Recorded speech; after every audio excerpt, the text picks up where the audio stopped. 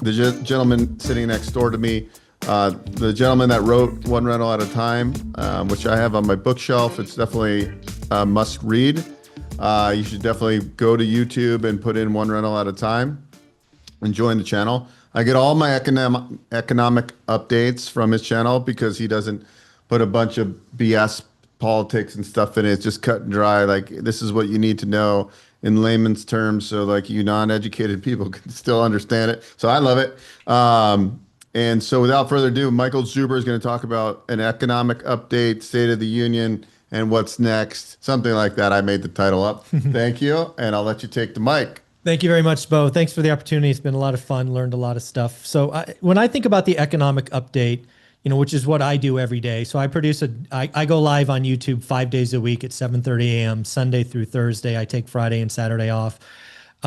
That's like the world economy. But when I thought about what we did today, why I said yes to this event, why people are on the show, watching this, that's your personal economy, right? And I would argue and advise that your personal economy is far more important than, the national economy.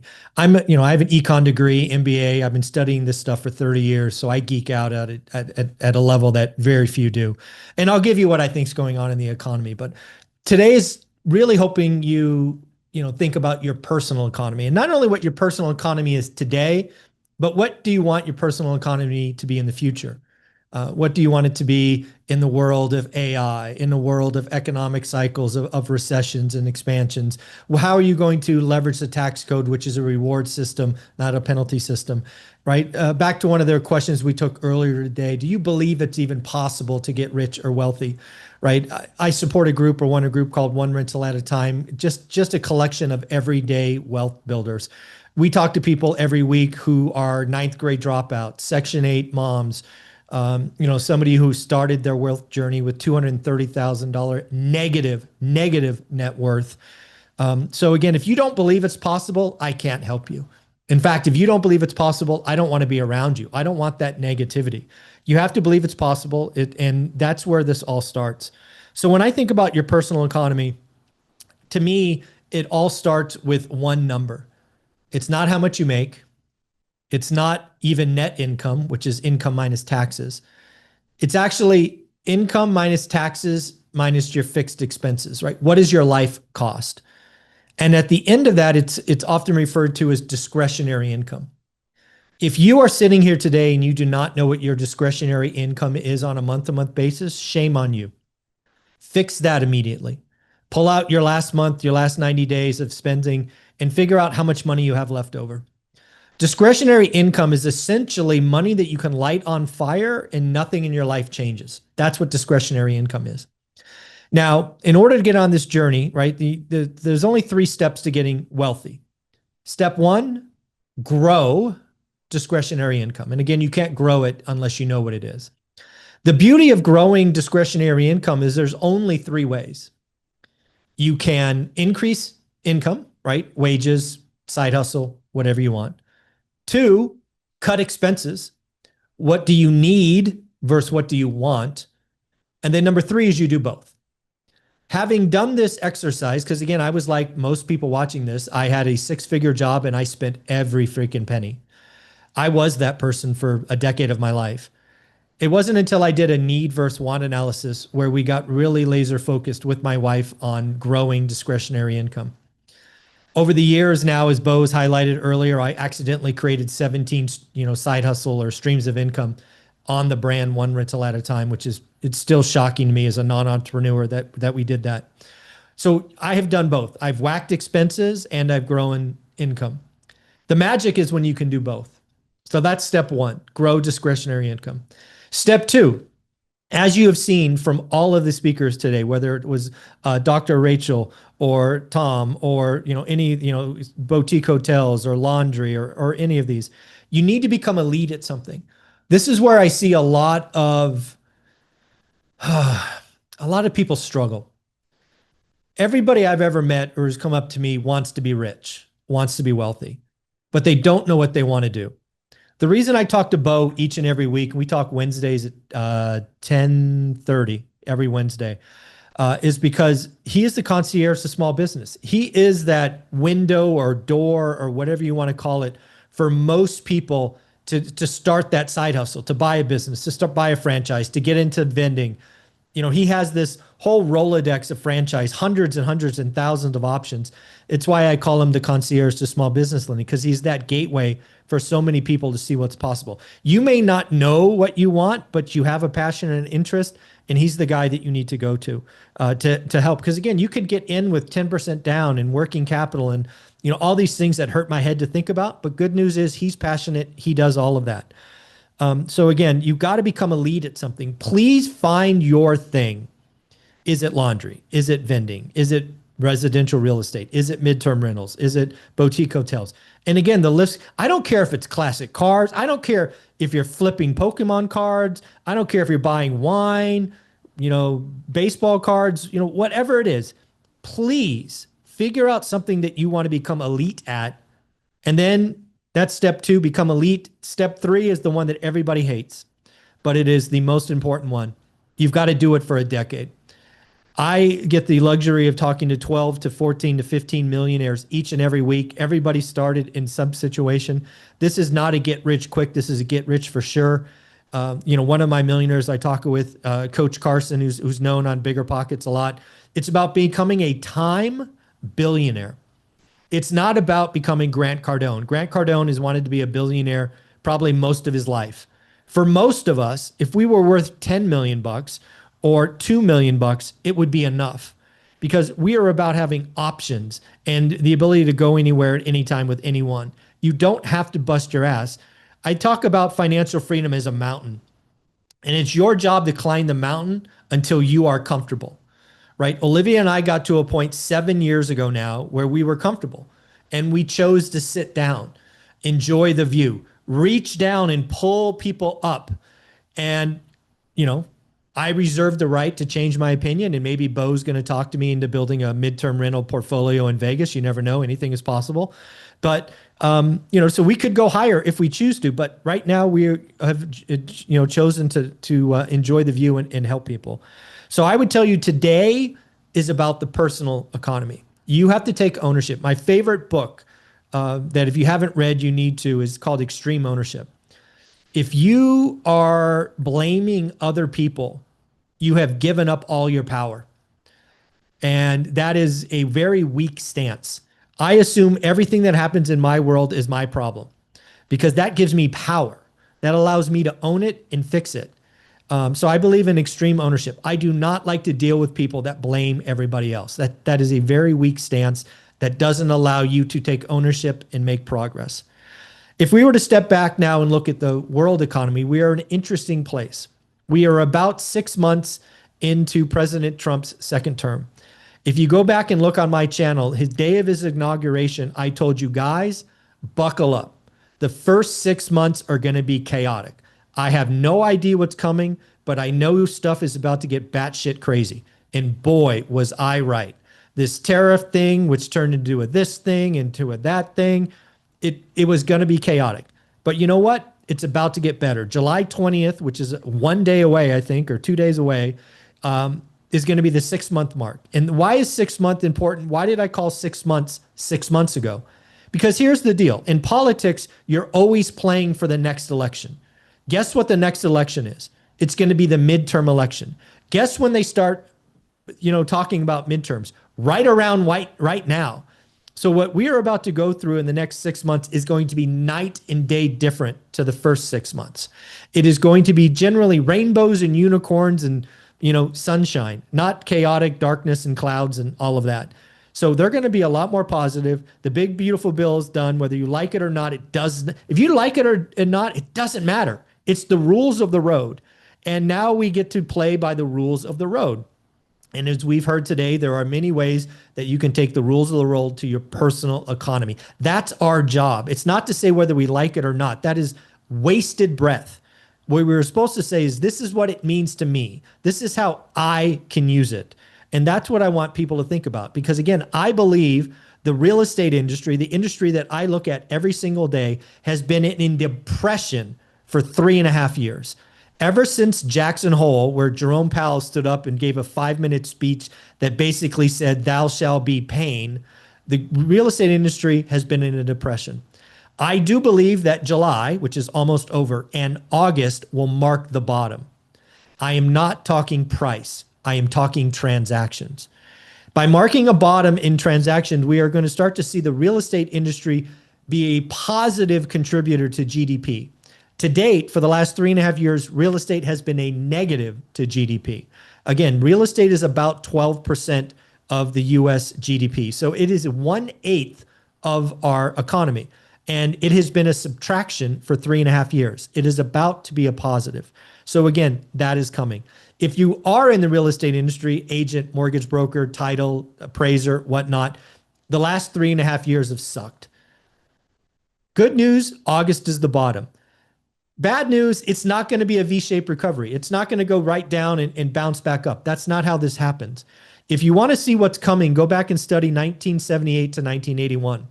1981 marked a 50% drop in real estate transactions. And it took 13 years to get back to the 1978 number. So this is going to be a long, slow climb out of this, but it will be positive. It will be heading in the right direction. If you add on top of that, your personal economy, your personal brand, these are where you really should be looking. I think everybody has a personal brand, whether you like it or not. Again, it is what people say about you when you're not in the room.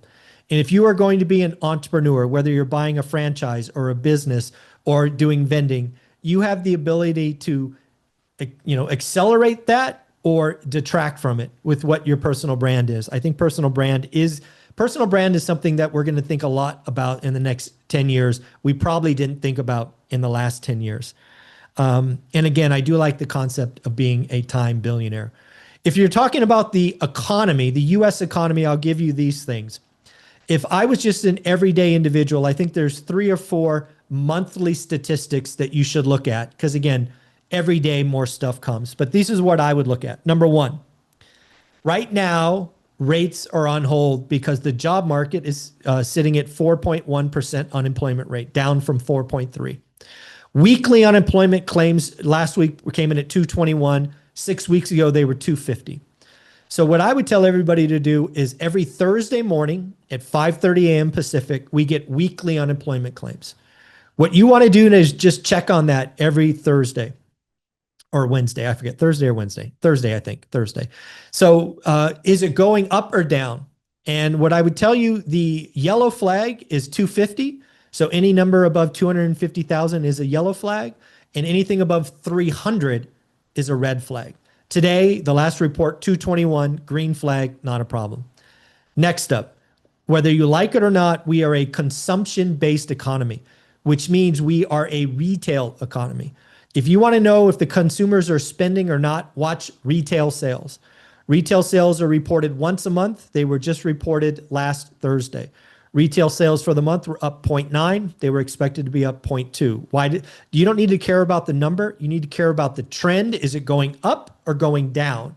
And is it beating or not the expectations? That's all you need to know. You don't need to know the, inflation adjusted real terms. None of that nonsense. Is retail up or retail down?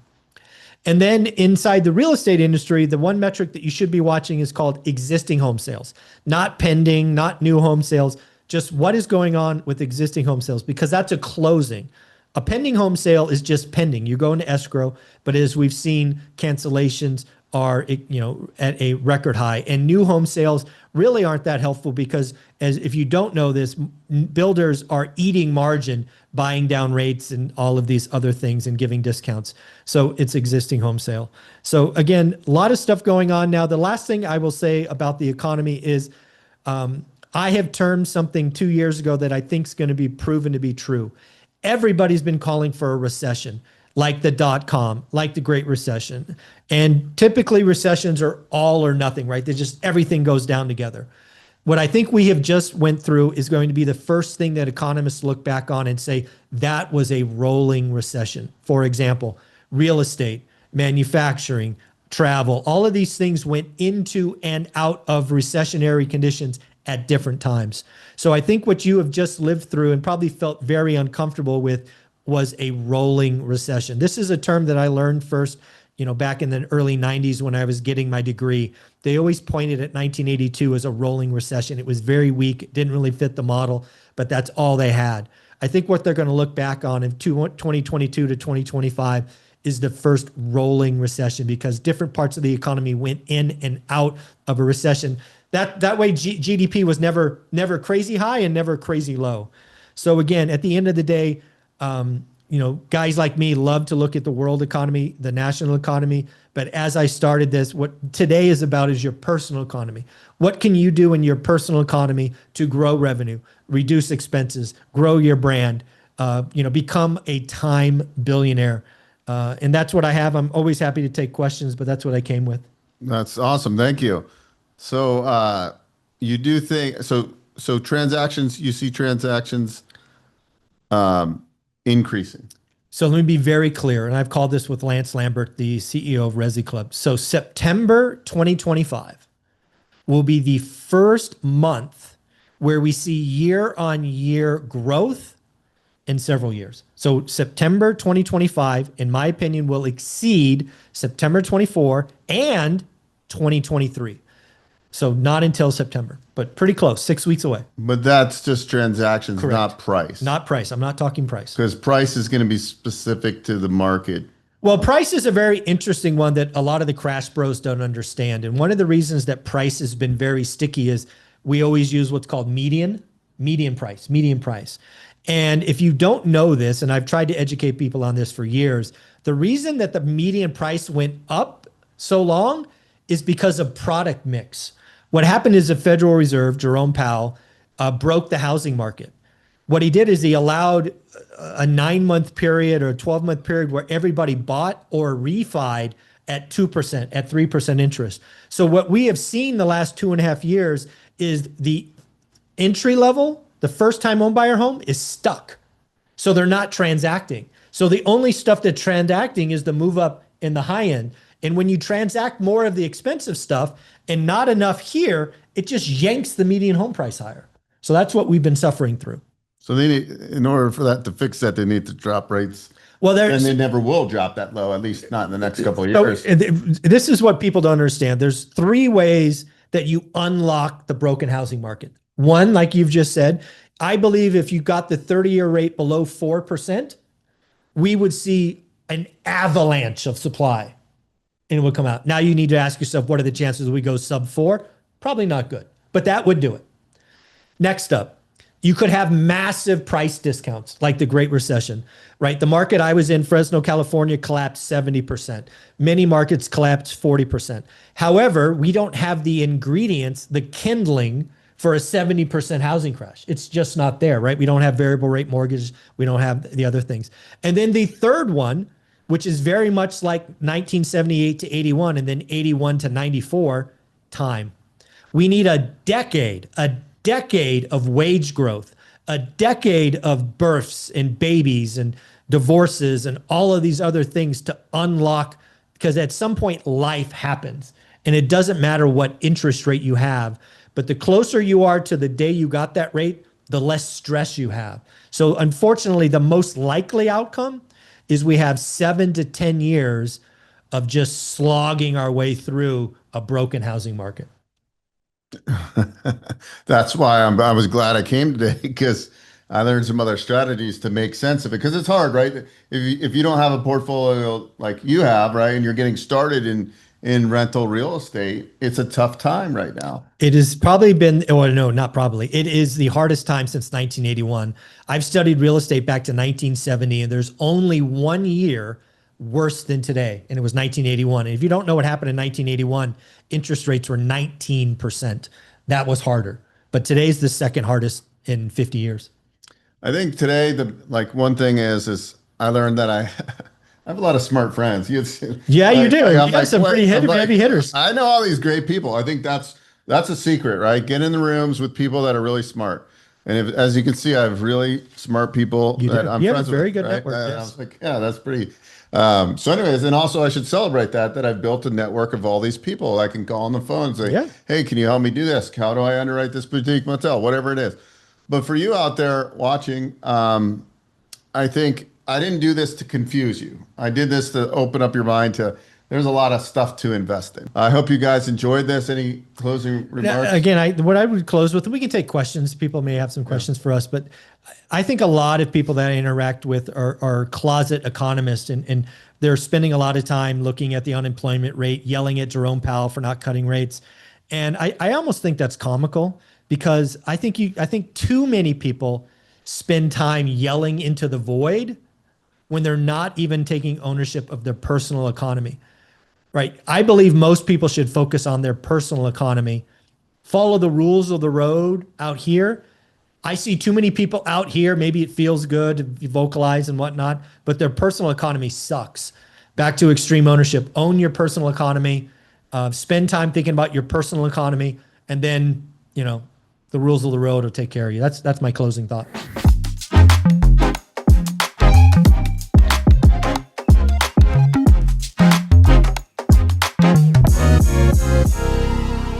If you're a solopreneur or small business owner, listen closely. Business growth isn't about working harder. It's about building smarter systems. It's about automation. And that's exactly what Go High Level Buyer helps you do. Build your funnel, automate your follow-up, manage your team, all in one place. Click the link below, activate your trial, and see how much more efficient, automated, and profitable your business can be in just 30 days.